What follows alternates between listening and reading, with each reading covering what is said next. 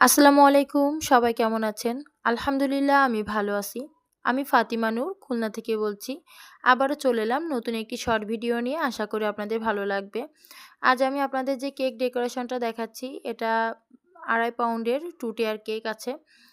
তো কেকটি নিচে সাদা অংশ করেছি এবং উপরে হালকা গোলাপি দিয়েছি। কেকটি সিম্পলের ভেতর একটি গর্জিয়াস আ ডেকোরেশন করার চেষ্টা করেছি। কেকটি যারা নিয়েছে তারা খুবই ভালো রিভিউ দিয়েছে।